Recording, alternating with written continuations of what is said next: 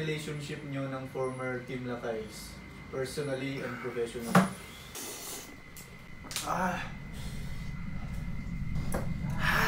Wait ka lang. Oh! Inanong mo niya eh. Hindi nasin. Tanda di pangluto. Hey! Aray!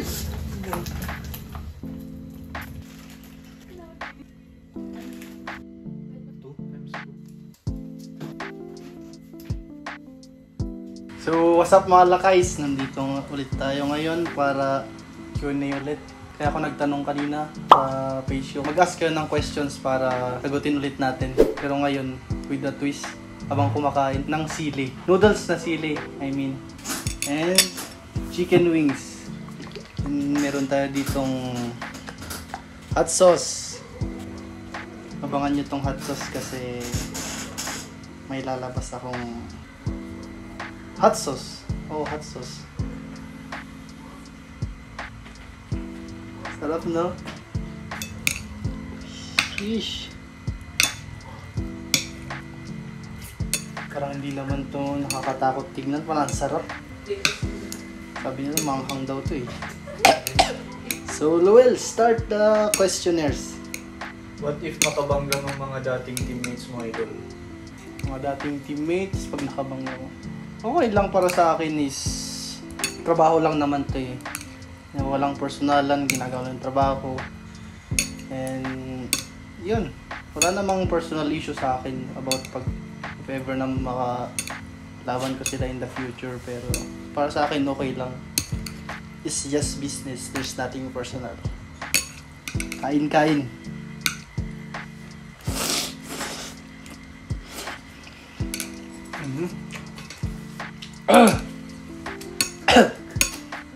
Next question.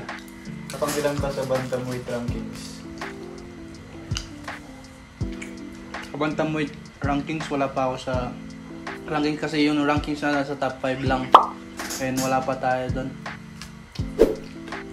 Yeah. Kailan ba kayo magkaka-heavyweight? Actually, yun yung mahirap kasing hanapin, no? Kasi dito sa atin sa Pilipinas is konti lang yung mga malalaki sa atin. Kaya nadadaigan tayo sa basketball rin. Kasi dinadaan lang natin sa skills, hindi sa laki. Kaya yun. Pero sa mga willing naman na munta mag-train, lumaban ng mga malalaki dyan, pwede naman kayong mag-inquire.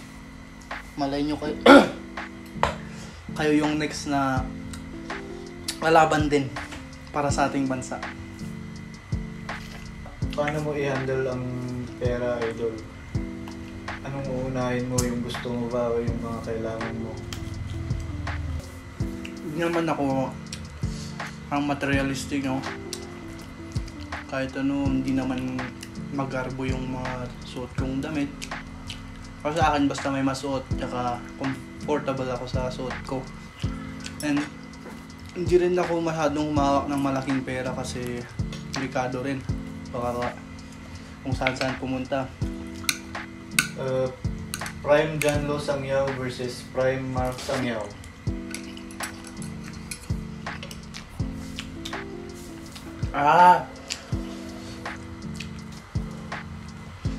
Wait lang.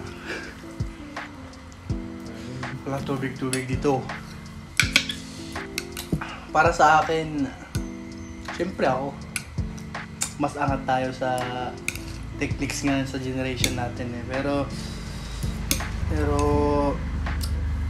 pag sa hard work, binibigay ko sa Kalinaloon kay Papa kasi mahirap talaga yung training nila noon eh.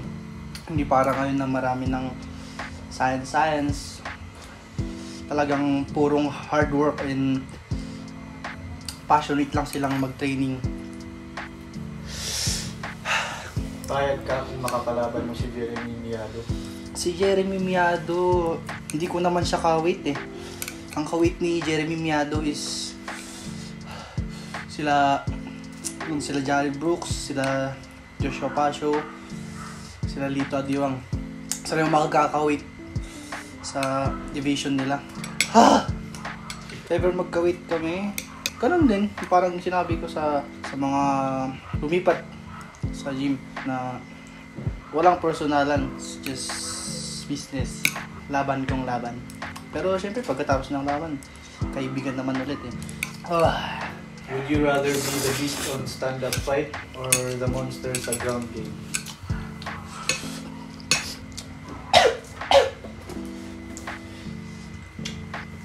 Para sa akin is mas gusto ko yung parang 50-50. 50% dun sa grappling, 50% sa striking. Kasi yun, mahirap naman kung striking lang sa kanya. Striking ka lang magaling ka. Kasi pwede kang daan sa ground game. Wrestling. Tsaka pag jiu-jitsu practitioner ka naman, pwede ka naman idaan sa stand-up. Kaya mas gusto ko yung 50-50. Sabi, hang na.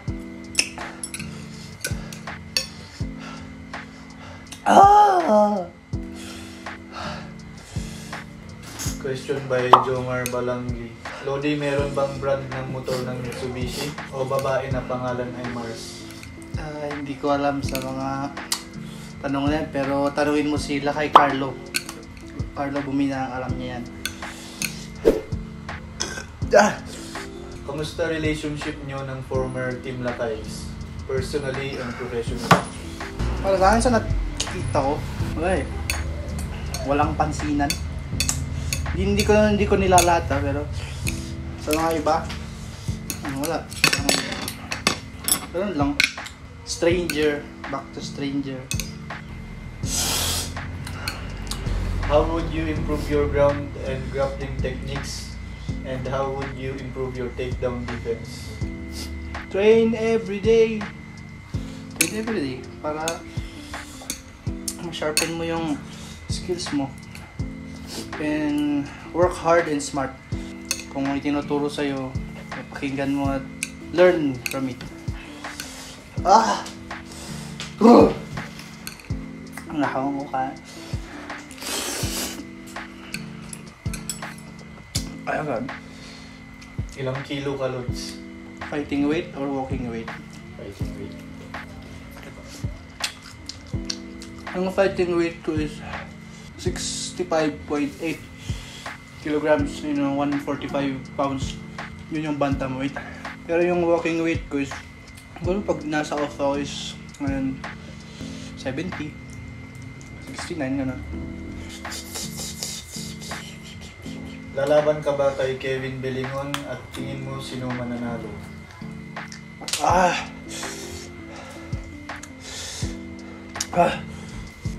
Sa akin, yun nga, parang sinabi ko rin kanina, lalabahan ko sila kasi hindi about personal issues, pero sa akin kasi yun yung match up, and of course nalo ako. Wait ka lang. Walang tubig. Wala mo game. Update sa issue ng Team Lakay. Sa issue ng Team Lakay, sa ngayon naman is may kinakalat-kalat kasing mga one-sided issues na kinakalat ng mga media eh. Kaya hindi na tayo magsasalita about dyan kasi yun, wag na natin palakihin. As a son of CEO ng Team Lakay, ikaw din ba ang susunod na magpapalakad? O focus ka lang sa game? As for now, syempre sa game pala, pero hindi natin alam yung sa future kung akong mag-handle. Pero syempre si Coach Mark pa rin naman ng magtuturo dyan eh, kasi hindi naman natin kayang ginagawa niyang nag-build ng magagaling na athletes. Pero tignan na natin in the future kung ano nga ba talagang, kung ako bang papalit or bahala na. Kung anong next.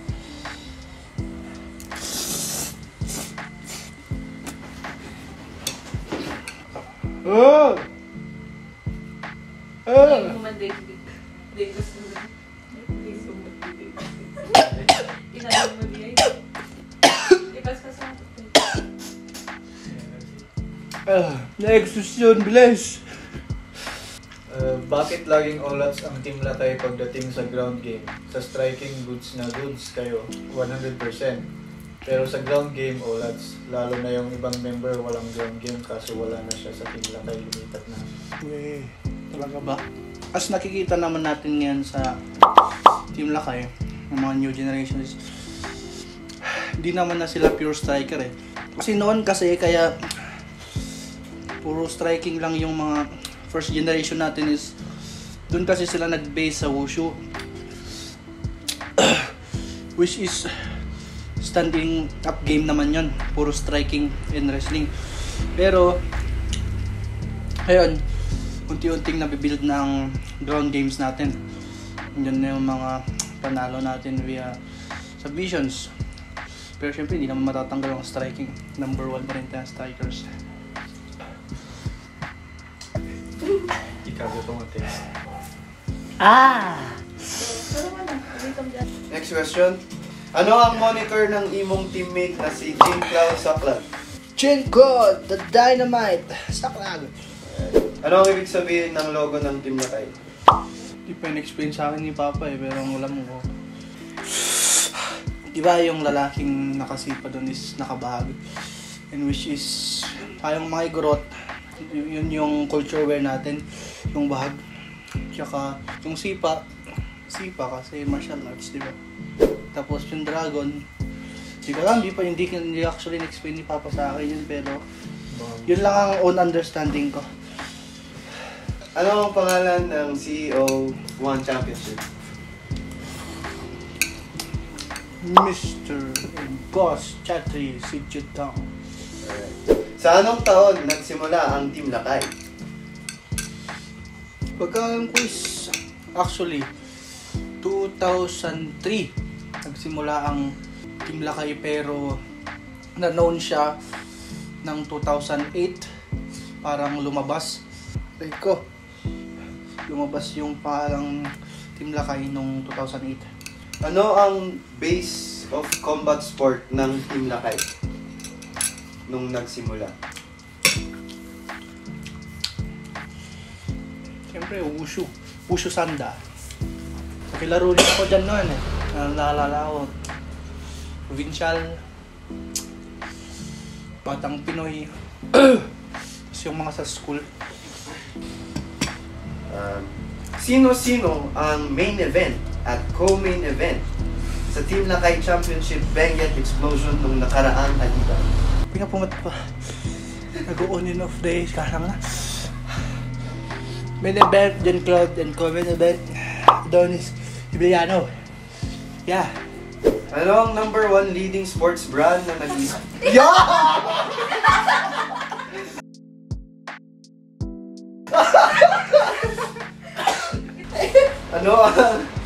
Ano ang leading sports brand na nag-sponsor sa Team Lakay?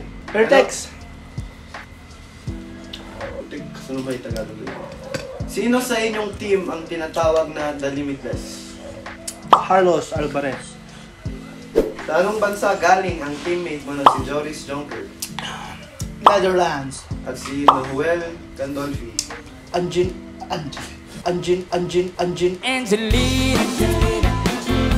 Argentina. Sa anong taon sumali si Adonis Severino sa iyong team? Saan? Shish. Ano ba ngayon? 2024 na. 2023. this year. 4. Ay, 2. 2022. Wait lang. Kano ba ka? Kailan ba yung One Warrior Series? 2021? 2021? 2018? Oh, Haan? Grabe mo 2024. before pandemic mo din. Ang tagal ng mga nagtatanong. Ang anghang na. Oh, 2022. I told you. 2022. Sa nakaraang laban ni Carlo Von Buminaang, sa paanong paraan niya tinalo ang kanyang kalaban? Arm triangle. Yeah, it doesn't look like he is gonna survive this. He's gonna little reminisce. Carlo. Carlo. Arm triangle, di ba? Sino ang champion sa iyong division sa One Championship? Sa ngayon? Wonderboy. Fabricio Andrade. Alright. Mauubos mo ba yan? Hindi. Ayoko na. Tapos na. So yun guys, meron tayong upcoming event ngayong March 30 dito sa La Trinidad Team Lakay Championship. Punta kayo guys. Bili na yung ticket.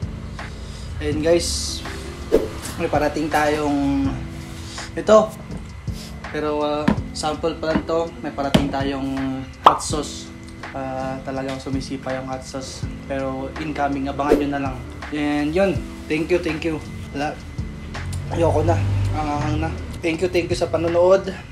Thank you sa suporta palagi. And abangan nyo na ulit yung next natin na video. Kung anong maging next na video. And yun. Goodbye mga lakays.